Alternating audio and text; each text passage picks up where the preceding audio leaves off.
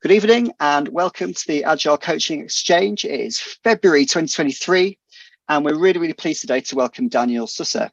I met Daniel last year at Tobias Mayer's Scrum Exchange event, and I was really impressed with how he made, no pressure here, Daniel.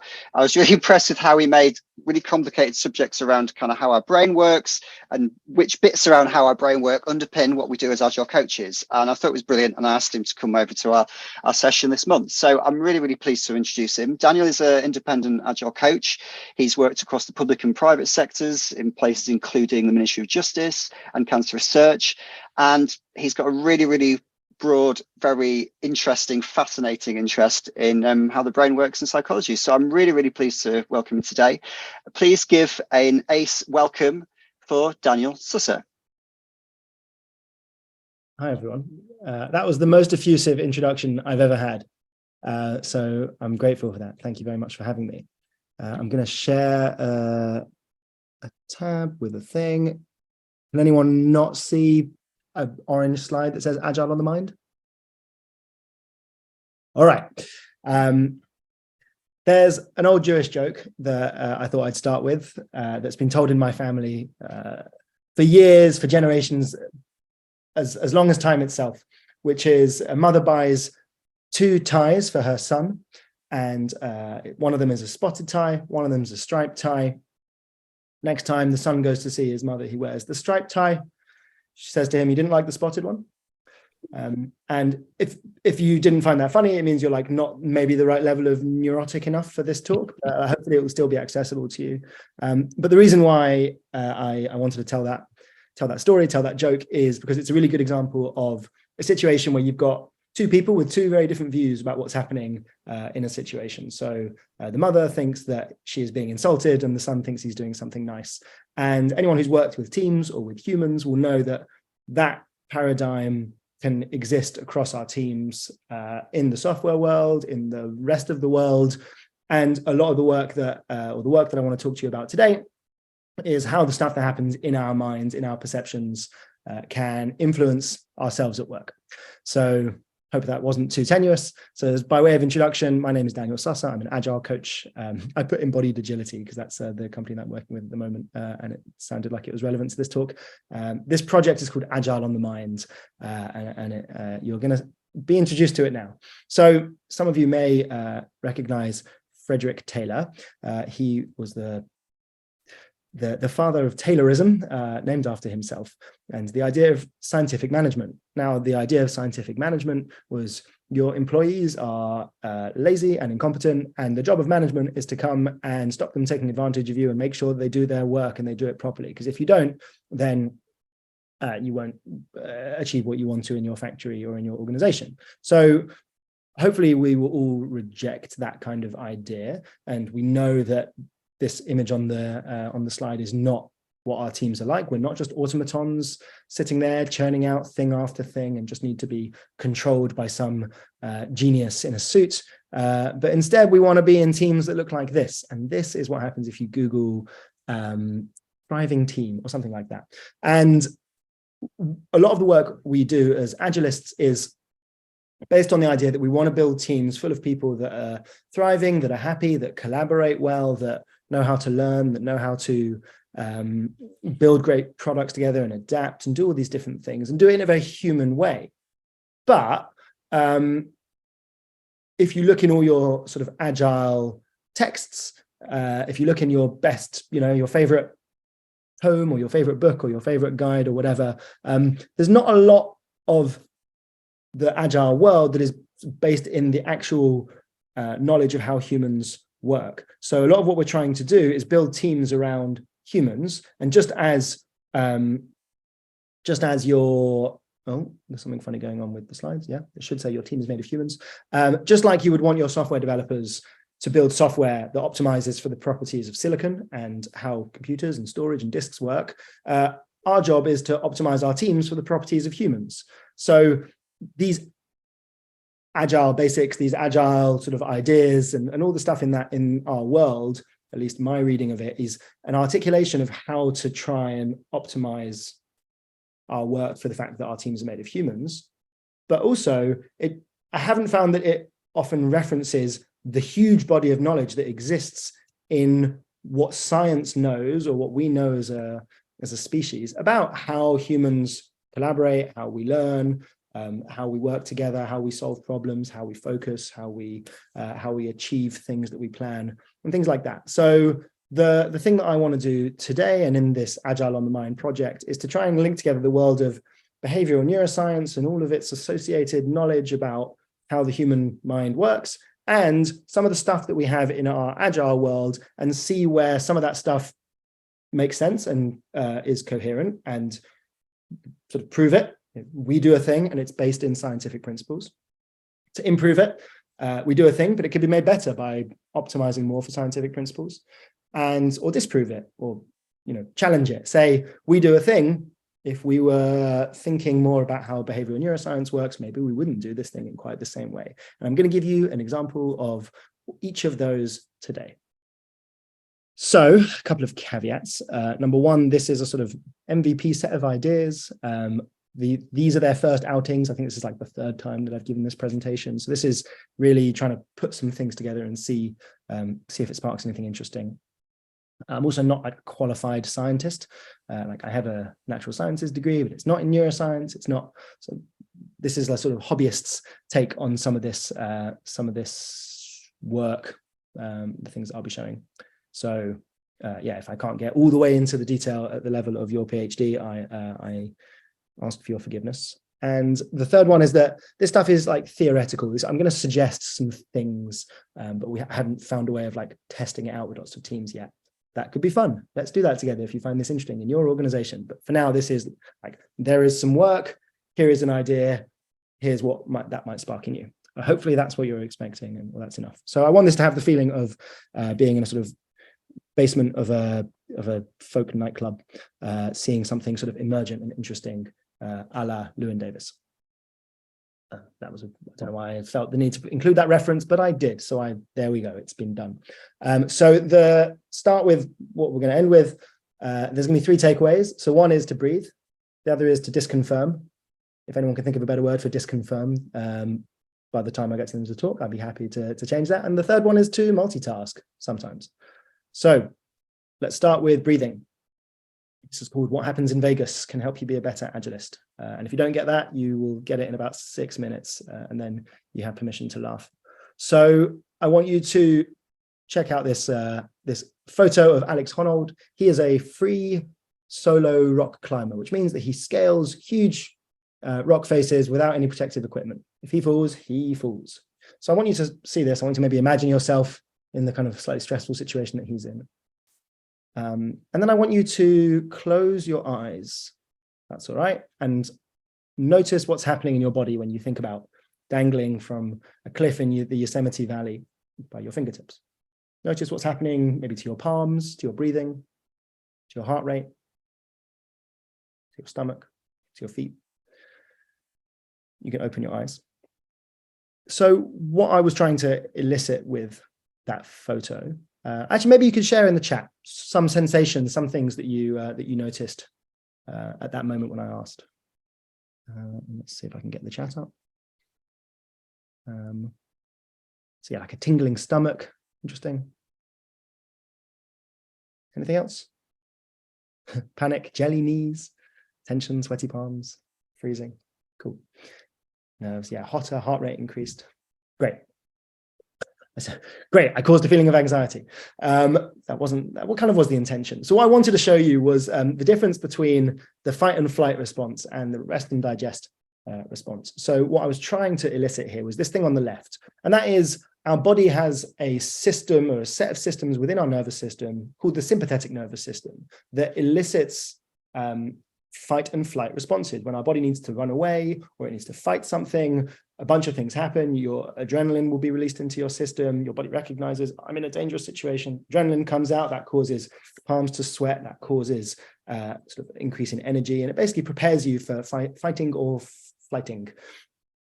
The alternative to that is resting and digesting, and the set of pathways and biology that sits around that is called the parasympathetic nervous system, and that is about when there's no danger and you're sitting by the campfire with your friends and everything can be marshaled towards recuperating your resources and recovering and relaxing. And our body is always in some tension or some balance between the sympathetic and parasympathetic nervous system. And this is the sort of how the scientific literature thinks of it. So, yes, good. So on the left, tiger comes, sympathetic nervous system response, run away or fight it. On the right, campfire, friends, rest and digest, parasympathetic response. And what's interesting is that a lot of these responses are controlled by this thing called the vagus nerve, hence my very funny joke about what happens in Vegas. And the idea is there's this one nerve that dictates a lot of these responses. And I think it's the nerve with the most connections that goes from the brain, something like that. I'm not quite sure how they measure these things, but I read it somewhere reliable, trust me. And what the vagus nerve does is it takes efferent signals, which basically means the brain telling the body to do stuff, right? And it links in ways that act as a brake on the sympathetic nervous system. So when the vagus nerve is firing, the brain is telling the stomach to not have a sympathetic response, i.e. to have a parasympathetic response, to relax. When the vagus nerve stops firing, your body will go into fight and flight. And just like the vagus nerve tells the body what to do, it also takes signals away from the body and tells the brain what to do, right? So it senses what's going on. And I think 80% of the nerve fibers are actually these afferent signals. So it's this nerve getting information from the body and telling the brain how to respond. So the reason why I'm telling you about this is because a lot of the times where there are a few different things that might trigger a sympathetic nervous system response. And one of them might be the tiger, which we understand, but also like things that are much less intense than that. So this is on the right. I'm not sure if this made its way across the world in the way it did in the UK, but during the pandemic, Jackie Weaver was hosting a parish town council meeting over Zoom, and everyone lost their bananas at the way that she was chairing it, about whether she had authority to kick people out and all these different things. And maybe we'll send around a link afterwards to that video. It's a group of like people in their homes trying to talk about the council rules, and people are shouting, people are yelling, people are getting really fret up. And if you look at it through a sympathetic, parasympathetic lens, they're having a sympathetic nervous system response. And I'm sure we've all had experiences in the workplace where something that is like objectively not dangerous elicits the same kind of feelings, or maybe we've done this ourselves, where the same sensations that we would have while imagining Alex Honnold dangling from the rock are the same things that we bring to work on occasion, maybe in a smaller way, or maybe in the same way. So if we can control or understand the sympathetic and the parasympathetic nervous system, then we might have a better control over these kind of behaviors, and we might become better employees, or better co-workers, better friends, but particularly in our role as what I'm assuming is some sort of agile leader, being able to tell the difference between what am I trying to do here, how much control am I trying to take versus how much am I trying to distribute this amongst the team is kind of critical to us being successful or not. So this is Lisa Adkins' Agile Coach Competency Framework. And I'm thinking about this from this stuff on the right, which is when it comes to professional coaching, when it comes to facilitating, at least I notice in myself, whenever I'm a bad facilitator, whenever I try and step in and tell people what the answer is, or whenever I'm a bad coach and I want to give advice, it's normally associated with a kind of mini sympathetic nervous system response where I feel myself being like, they're going to think I'm stupid unless I give them the answer. So I jump in. So if I could control that, maybe I'd be a better, more patient coach. And I want to give you a tool that will hopefully allow you to do that. So how can we control our sympathetic nervous system? So I couldn't find a less creepy diagram, but what I want you to do is find a way of taking your pulse. So you can either use your wrist, or you can put your sort of two fingers under your neck. And again, I want you to close your eyes, and I want you to breathe in slowly and notice what happens to your pulse. And then I want you to breathe out slowly and notice what happens to your pulse. Do that maybe once more. Hands up if you noticed the following thing, which is when you breathe in, your pulse gets quicker, and when you breathe out, it slows down. Signal somehow that you, if that was your thing, or if you had the opposite or something wild, then please let me know. So if that's what happened to you, I'm afraid to tell you, you have respiratory sinus arrhythmia. That's a joke. That's just the name of that thing, which is the respiratory sinus arrhythmia. When you breathe in and out, your pulse changes. And the way this works is, do I have a diagram? I don't have a diagram. The way this works is when you breathe in, your chest expands and your heart rate needs to speed up to basically get the blood flow going around in this increased sort of volume. And vice versa, when you breathe out, you push your chest in, there's less volume in your body, so your heart rate slows down to get an equal blood rate. But the vagus nerve picks up on this. So the vagus nerve senses the heart is slowing down. That is a signal that everything is all right. And when the heart rate is speeding up, that's a signal that everything's not all right.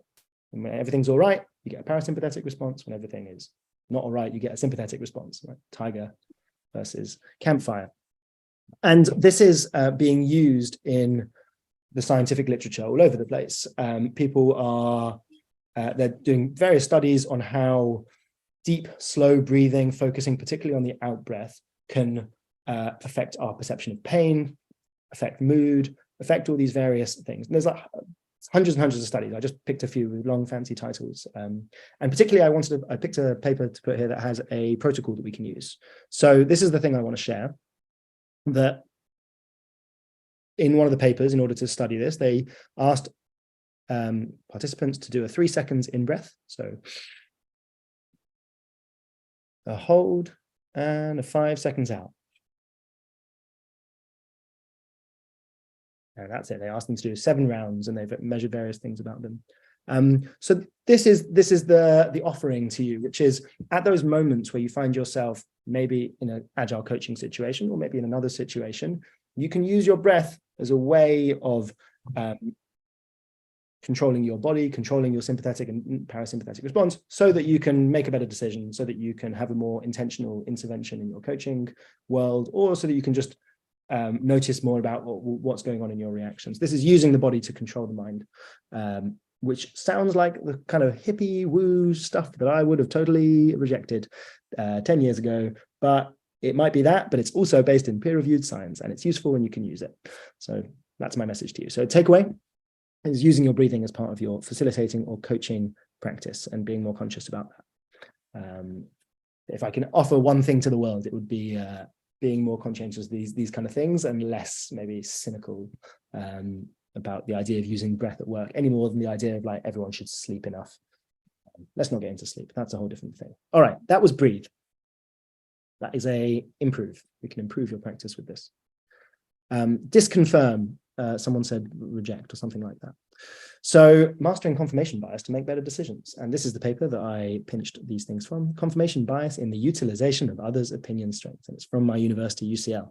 So have a think to yourself, maybe put it in the chat. When was the last time you changed your mind about something that mattered? Going to leave that out there while I sort of introduce the next topic. So there's a quote that's attributed to many people, but including John Maynard Keynes, the economist, which is, when my information changes, I change my mind. What do you do? And my question is, do you? Did he? Do any of us? Because I'm going to show you some evidence now from a study that would imply that it's actually harder than we think, and we're less likely to change our mind when we see new evidence than hyper-rationalist John Maynard Keynes would have us believe. So this is, I'm going to try and run an experiment with you. I tried this when I gave this talk a couple of months ago, and it totally didn't work. So if it doesn't, that's on me. So this is a 5-bedroom house in northwest London, around the corner from me. It's 5 minutes from an underground station. That's what we call our public transport in London. And it has all these bedrooms and it has all these pictures. So what I wanted to ask you is, it sold sometime last year, and did it sell for more than £1.5 million, or did it sell for less than £1.5 million? If you think it sold for more, write the word more in the chat. And if you think it sold for less, write the word less in the chat. All right. And what I want you to do is, I'm going to ask, if you had £1 to bet on that you're right. You know, if you're right, you double your money back. But if you're wrong, you lose your money. How much would you bet that you're right about that? So, and feel free to put a number in the chat of don't care. Fair enough. A lot. You only get £1, so £5 doesn't is disallowed. Yeah. So have a look at some of the way I set that up isn't going to replicate it, but I'll show you why. And it's an interesting experiment. But the reason I'm asking you to do this is that these scientists at UCL ran this kind of protocol with 2 people to see how we view seeing information that confirms our opinions versus information that disconfirms our opinions. So what they did was they asked a bunch of participants, I think they showed them 175 of these examples, right? House, price, did it go for higher, did it go for lower? How much would you bet out of, I think it was $1 or a pound or something like that. And then what they did was they put 2 people in an MRI machine, and they showed them a house. They showed them that their own judgment about it, right? So I would in the MRI machine, I see the evaluation that I made, and then they showed me my partner's judgment, right? Did they say higher or lower? And they showed me how sure they were, right?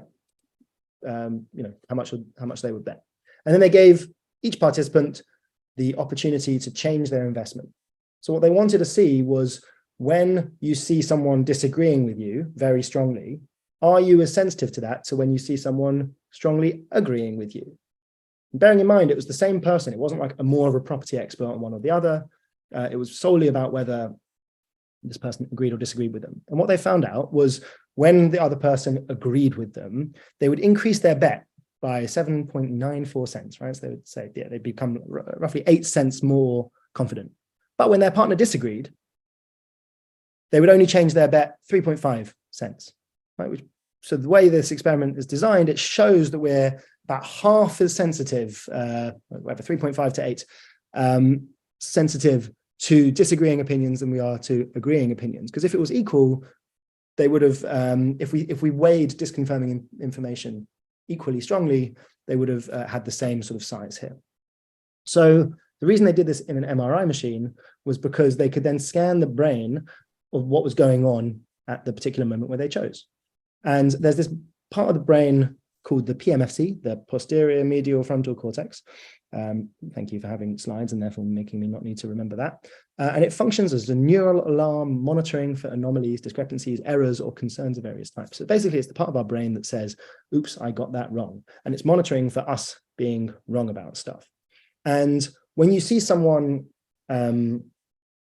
agreeing with you, you would expect this part to be silent, right? Or to down-regulate. Right? Oh, I don't need to worry because I've got some confirming opinion. That's what they saw, that when people had someone that agreed with them, the PMFC like down-regulated itself, it chilled out. However, you might also expect, if we were fully rational, that when you see disconfirming opinion, this area should light up and it should go, whoops, I got that wrong because of this data. And what they found from these experiments was that the PMFC just doesn't light up when we see disconfirming opinion to the same extent that it downregulates when we see confirming opinion. So it's not that we're like being nasty or being particularly arrogant or whatever it is. Our brains are wired in such a way that it's harder for us to see disconfirming opinions. So when we're thinking about why does this matter to us as Agilists, I think it matters in this facilitating mode where you're often holding space for team members who will disagree with each other on complex decisions. And if we allow them to get through our process of how we ask the questions, if we ask them to get into opinions too soon, they find it hard to change them. And that's not because they're trying to make your life difficult, it's because they are wired that way. So we can sort of go back to our basic texts of facilitating here and sort of have a new lens about why this works. So this is it's the facilitator loop, or I can't remember the exact name for it, but this is from Sam Kainer's Facilitator's Guide to Participatory Decision Making, which if you haven't seen it, if you haven't read it, you should read it, you should get it, look up his stuff on YouTube. And that is to, when you're facilitating, this practice that he introduces is at the beginning, thinking of divergent thinking, right? So not getting people to evaluate, getting people to generate lists, free-flowing, open, diverse points of view. So focusing on diversity. Don't let people go, if you go around the room and say, what do you think? Well, everyone will then have an opinion. It's quite hard to change those opinions. But as if you go, what are 10 things that you think? Stupid answers only. Then it becomes much harder to have a strong opinion there. So that's sort of the idea around here. And then we ask our teams to converge, and we sort into categories afterwards, after they've done that divergent thinking, in order to not be rocked by confirmation bias. So the takeaway from that is to delay the point where people form an opinion. And you can do this with various tools, to using post-it notes, using encouraging divergent thinking, and being wary of that in our facilitation. And the final, so that's a prove. So the final one is multitask. Yes, multitask sometimes.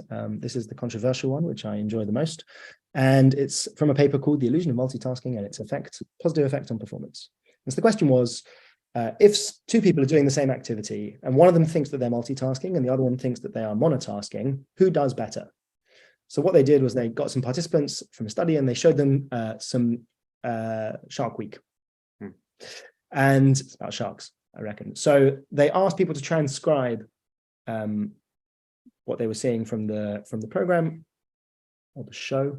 And they then also asked them questions about what they read. So they told one group, you're going to be doing two things. You're going to be transcribing and then listening for information. And they told the other group that you are doing one thing, which is listening and transcribing the information. And what they found was that the group that were told that they were multitasking transcribed more words, and they got a better score in the quiz than the people who were told that they're monotasking. So there's this sort of truth assumption going around in our world based on Little's law, that if you should do one thing at a time, you should tell everyone to do one thing at a time. But when we go around telling everyone how important it is to monotask, and that they are monotasking and that they aren't multitasking, well, then we're losing some of this effect here, which is that when people believe themselves to be multitasking, they perform better in certain activities. The second part of that paper was they asked people to do a word search and also a sort of anagram thing. Find as many words as you can from this anagram in the box and in the sort of black outline box, and also find as many words as you can in this word search. And they measured their pupil size. And they asked them afterwards, did that feel like one activity or two? The people that said it was two activities got more words from both of them, and they had greater pupil dilation. And in the literature, pupil dilation is a proxy for how hard you're trying. So the sort of conclusion they came to in this paper is that people who believe themselves to be multitasking are sort of trying harder at the activity than people who think they're monotasking. And I know that I've heard this from my teams, where they say, we actually quite like having more than one thing up in the go at any one time, because you sort of have to like keep abreast of it. And then I go, only you knew about Little's law. You should do one thing at a time. So maybe there is something to the belief that they are monotasking. And I want to be clear about this, that monotasking is better than multitasking. When you compare two people doing literally one task versus trying to do more than one at the same time, the people who do one task do better. But there we go. Thinking that you're multitasking is better than thinking that you're monotasking. So there's a perception thing going on here. By going on and carping on to people about how important it is that they should only monotask, we're maybe losing some of that joy that is out there in the world. Yeah, I don't know exactly what you do with that. I don't know what the prescription is, but I find it thought-provoking. And the second part of this, and then I will finish and hopefully leave time for questions, is from a paper by authors called Bjork and Bjork, and it's called Making Things Hard on Yourself in a Good Way, Creating Desirable Difficulties to Enhance Learning. So the idea in its essence is like this. There's two elements of learning something. So one is this storage thing on the left. What's in your head? How deep those ideas are, how deep the body of knowledge is, how the ideas connect to each other. And then on this stuff on the right, which is how fast can you retrieve those ideas? And these things can be different. So you can have deep ideas that are very well connected and very coherent and profound, and you're very good at a topic, but it just takes you a while to get there. And vice versa, you can have things that you retrieve really quickly, even though it's quite shallow information. And the idea is, if you learn stuff that you have a deep knowledge of, you will get quicker at learning it, right? So think about what that example is for you, whether that's a language or a musical instrument or a technical skill or something like that. If it's something you're already good at and you practice it, you'll get faster at retrieving it. But it doesn't work the other way around. And this is the counterintuitive part. If you work at something that you are already fast at retrieving, it's harder to deepen your knowledge of it. And the reason for this is that after the age of about 25, when the final prefrontal cortex of your brain switches on, we're not as plastic as we are when we're children. We don't just absorb stuff by default. The brain has to try to learn things. So we can learn after the age of 25, as hopefully all of us are aware, unless you're not 25 yet, in which case, enjoy yourself. I'm envious. We just have to try harder. We don't just absorb stuff the way we do when we were adolescents and children. So when you have information that you can retrieve quickly, your brain doesn't have to try to bring it in which case you don't deepen that knowledge of that thing because you don't have to try, and therefore you don't tell your brain this is a thing that's worth adapting to. So the idea that comes out of these principles from Bjork and Bjork are that if you chunk stuff together, right, let's spend a whole day learning C#, or let's spend a whole day learning facilitation skills, or let's spend a whole day doing coaching. By the end of that day, it's easier for you because you're grounded in the topic, you're grounded in the ideas, it's all sort of coherent and it all sort of makes sense. But the easier it gets throughout the day, the less you actually change those pathways in your brain and take that stuff away. What would be better is to learn a little bit, stop, take a break, and then come back to it. When you come back to it, it's a bit harder because you haven't done that recently. You have to reacquaint yourself to it. But then the stuff that you learn, when you do that, you actually learn deeper and more and better because it was more difficult. It was at a desirable difficulty. You don't want it to be too hard that you can't get back into it, but you want this desirable difficulty. So the implications for like how we think about learning and development in our teams and how we think about task management among our software teams are kind of interesting here, right? Like I know many organizations will have an L&D day where you can spend a whole day doing something that you're interested in, but otherwise you should probably crack on with the work.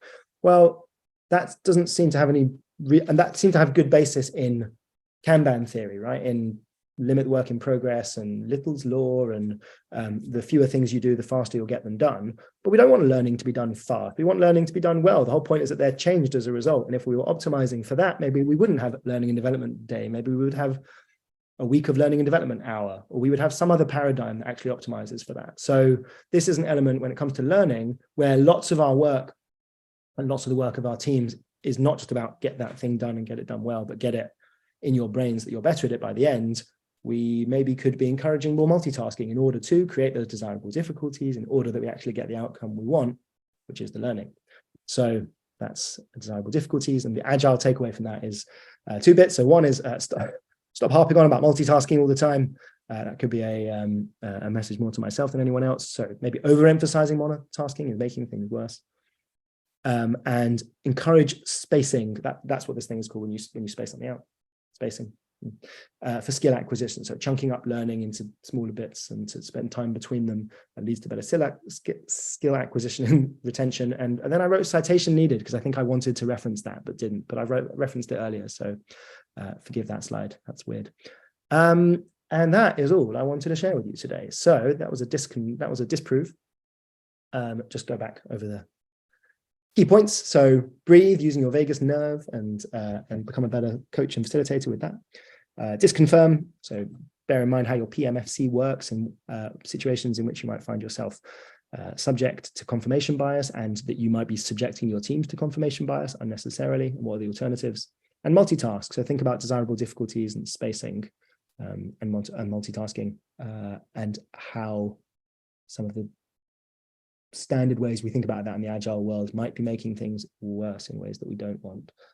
If you want more of this kind of stuff, if you like it, I have a newsletter, which I need to do the first one of, which this week is going to happen. So you can sign up at tinyurl.com/agile on the mind. You can connect with me on LinkedIn and let's have a conversation. As I said at the beginning, this stuff is new. It's an MVP. If you disagree with it, if you know more about this than I do, which is incredibly likely, let's talk. I would love to change my mind on some of these things, although I find it very difficult. Thank you. I think we're going to have some questions. If I wanted to. Thanks so much, Daniel. So I'm going to ask Daniel a few questions. If there's something on your mind from that talk, what challenged you, what was interesting, get those in the chat. I'm going to start things off a little bit, and maybe this might be a little bit of a tangent, but Daniel, I've noticed, so the thing you said about the Jackie Weaver situation and the sympathetic nervous system response, like in my career, and personally and in my family, I do know some people are often more likely to have some of those kinds of responses versus other people. I mean, is there anything from the fields that you've looked at that might help us understand why that might be? So I have some ideas here. I can't like point to a study, but I think there's a whole, the word that comes up for me there is like trauma and triggering and things like that, which has, I'm going to try and tread carefully and like say things that I can defend. You don't know what else is going on for someone else at a particular moment, right? So someone who has always a very strong response to something, something is triggered in their brain that they've learned for some reason at some point that is the response that they need to have. And we know the neuroscience of that, which is some combination of the amygdala and the fear centers and the hippocampus and how we learn stuff and the various pathways that lead to extreme manifestations of that, post-traumatic stress disorder, things like that. But then also there are just more subtle shades there, the ones that you don't get like diagnosed for, but cause other people jip and grief. And yeah, this is that area where I'm just like someone that's been to therapy a bit and has read a bit about this, and I'm just like opining. So that's kind of how I see, I'm in a meeting and there's someone that's always doing that thing. Whether or not I know what's going on for them, I always find that like treating someone as if they are having some sort of like trauma response to whatever's going on, and that explains it, allows me to deal with it much more empathy and see it much less about like I'm doing something wrong and more about like, whoa, something really intense is going on for this person. Let me find a better way of interacting with them. And normally by doing that, something will open up that like won't get to the really intense stuff that is like we're not skilled or appropriate to be bring out in the workplace about their traumas, but you just get to treat someone with more empathy and see them as someone that's experiencing something quite intense. Yeah. Does that answer the question? It's as good as any. That's great. Thank you. I haven't got any questions in the chat yet, but Yomi has her hand up. So over to you, Yomi, if you want to unmute yourself and ask a question. Hi, Daniel. Hi, I was just wondering around the confirmation bias and changing of the mind with in terms of the percentages that you're likely to change if you feel that you are wrong. That part that you've just if somebody says that you are wrong about a specific thing, that part that you was talking about, I wonder if experience plays into that. So for example, that house in Northwest London had, I don't know, somebody who lived 2 doors down been asked that question, they might be more or less likely to change their mind with more and more information that comes out, or with more people in the room saying that they think that particular answer is wrong. Somebody who has never had an experience of owning a house or London or prices in a specific area might be more likely to change their mind, if that makes sense. Yeah, so the thing that I really like about that experiment is that it controls for that, right? Because it's the same person sitting opposite them in the MRI machine 175 times, right? So I know that person doesn't know more than they did when I disagreed with them. When they agree with, when that person agrees with me, I know they are as much of an expert as when they disagree with me 2 minutes later. So that experiment is trying to control for that variable of, is this person genuinely an expert? And showing that those things being equal, we're still less sensitive to disconfirming information, even though expertise is not an element. There is this thing called expertise, and we respond to it, and it convinces us, and it changes our mind more. So I'm not saying like nobody ever changes their mind, or we don't listen to anyone else, or we never listen to more information. But the purpose of bringing that experiment was showing that we're much less sensitive to changing our mind based on disconfirming opinion than we might think. So it might take more of an expert to make me more confident in that than it would to make me equally more confident in an opinion I already had. It's quite a hard thing to talk about. Does that answer the question? I'm sort of thank you. Yeah, no, it does. Thanks. And how, if we're working with say product decisions, and we've all probably been in teams where maybe we feel like we're going accidentally on a pet project, or where something was prioritized with bias or whatever. How might you manage or handle that kind of phenomena to make better product decisions? So there's something about like using using our mind's analytical ability to help us be smarter. So we can use our analytical ability to know that if it's just a judgment call, we're probably going to go by authority bias, or we're going to go by confirmation bias, or there'll be some other deciding factor. So that gives us an opportunity to say, right, how can we more rationally make decisions here? And then have a conversation about what do we need to know as an experiment to know that what you're saying is right versus what you're saying is, or what your idea is right. And that's lean startup, testing and learning, experimental method, that kind of stuff. So it's kind of bringing those things out. I mean, if you're talking to a product manager who does not recognize that what they're doing is an experiment and is unknown, then your problem isn't confirmation bias. It's helping this person understand the nature of the domain that they're working in, which is a different thing. Yeah. Brilliant. Thank you. I'm going to go over to Rebecca, who's raised her hand. Go ahead, Rebecca, if you want to unmute yourself. Sure. Hi. I'm not sure if this is a question or me talking out loud to make sure I understand, but you had the bit about sort of focus and doing a lot of learning in a chunk versus sort of spreading it out. And I guess what I'm asking is, well, isn't that just practice? Aren't we saying the focus is good for learning? And when you're showing those chunks, that's just practice for the thing that you learned. Am I understanding that right? Am I saying something different? Yeah. So firstly, this was 40 minutes of me just saying something out loud to make sure I understand it. So that's a legit way of doing things. So yeah, exactly. So the question is, why does practice work? Why can't I just learn a piece on the piano and just sit down and grind it out and then I know it? Well, the answer is because the stuff that you learn at the end, you don't learn as deeply. So you need to come back to it and back to it and back to it and back. Someone in the chat made a really good point, which is you need to get that level right? Because if you leave it 6 years, you come back to it, actually don't remember this thing that I practiced once in a snowy weekend in London. So yeah, a day or a week. And I can't remember what the name of the concept is, but some sort of spacing idea that relates to this, which is how difficult is difficult? Well, if you learn something, learn it one day and then learn it the next day. And then you learn it 3 days later and then 5 days, 7, whatever. I can't remember what exactly the numbers are, but it's based on that idea. So it's the same. It's a really good question because it shows that we understand this when it comes to some things, which is that, yeah, we should practice and we shouldn't just practice it all in one go. But then 4 minutes later, we'll get on a call with our software developers where we tell them to enjoy their learning and development day. And why don't you know this? Didn't you spell your L&D day on this? Yeah. Does that answer the question or does that clarify it? Yeah, no, the last point you said is a great example. Yeah, thank you. Cool. Thanks, Rebecca. I'm going to go over to Mary Ellen.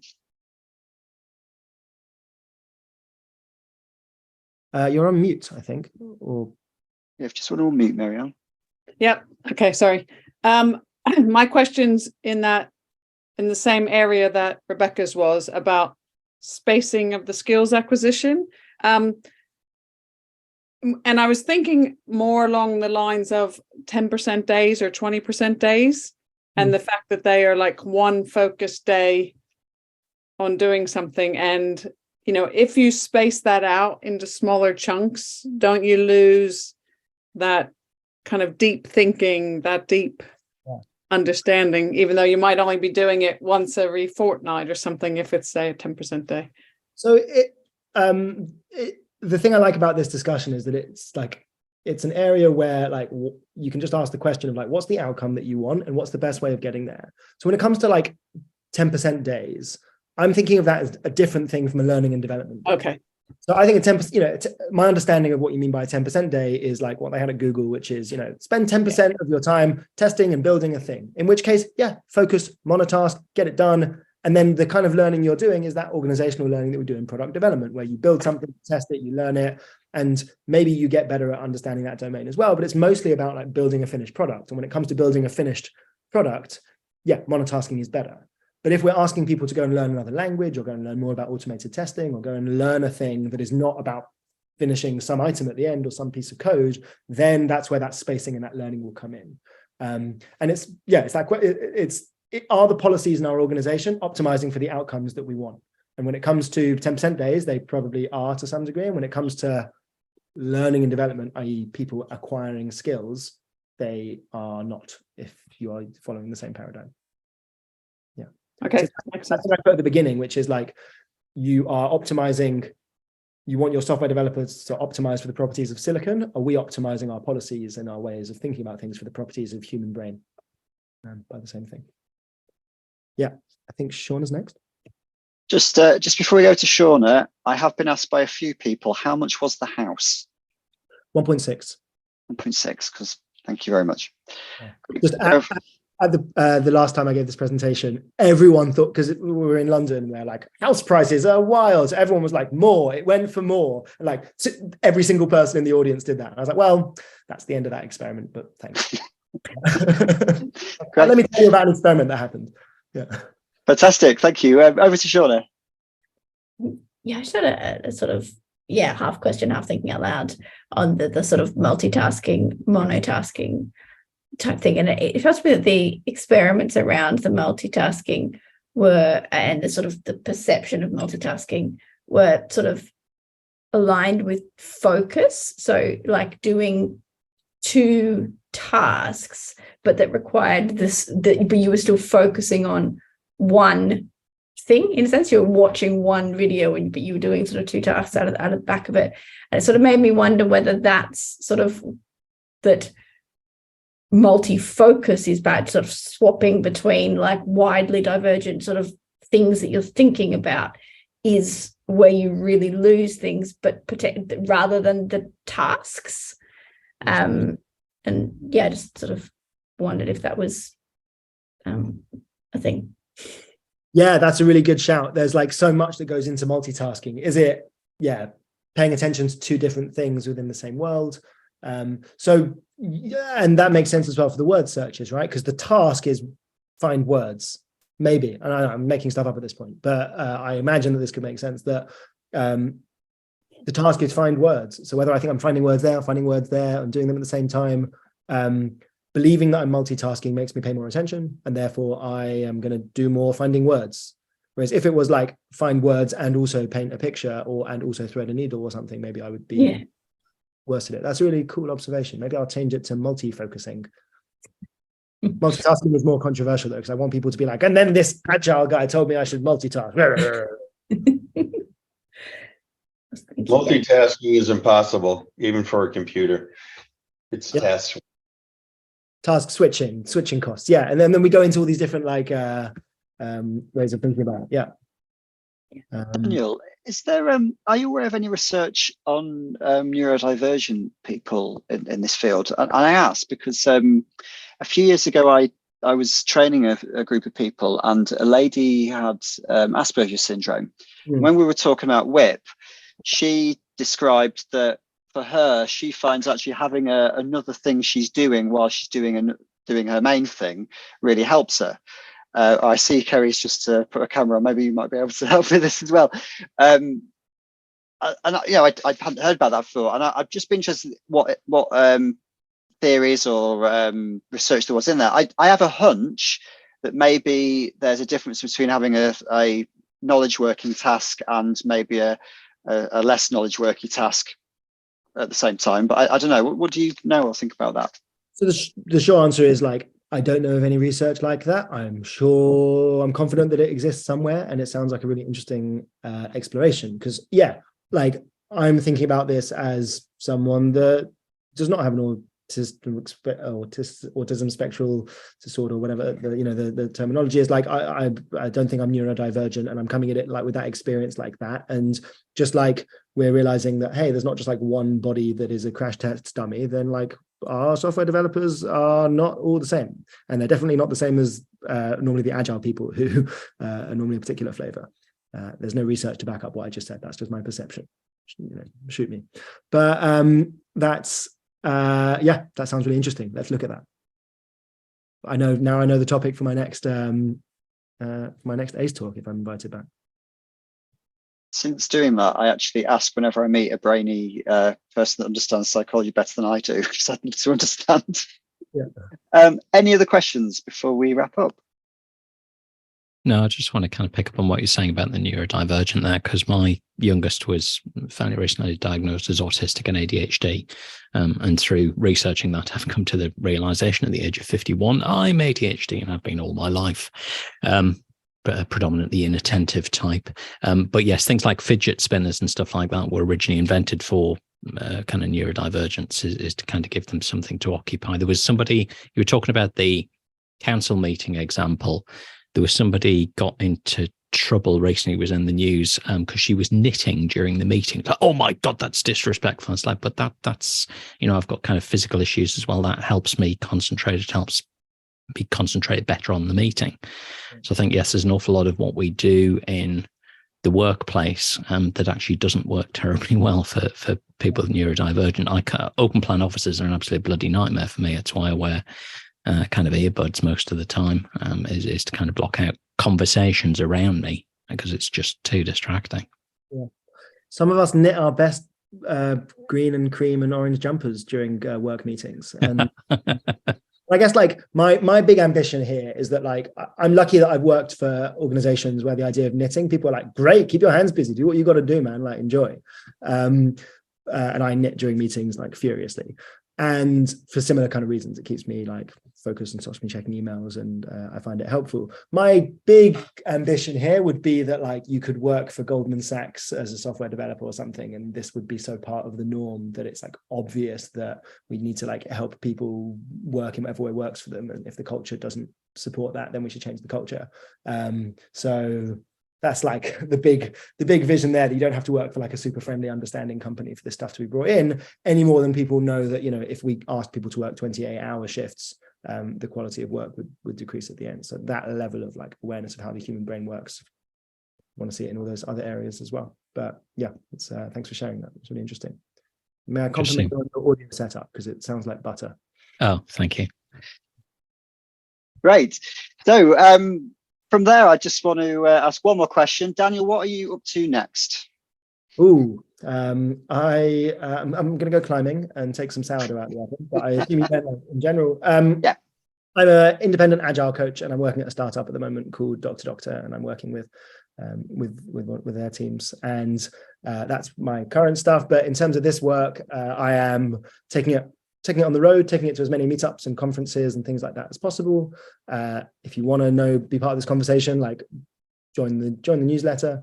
That's tinyurl.com/agile on the mind. And then like, let's see where we can go with this. It'd be really cool to like take some of these ideas and try them out experimentally in willing companies as well. So that's next down the line once I've got a handful more ideas together.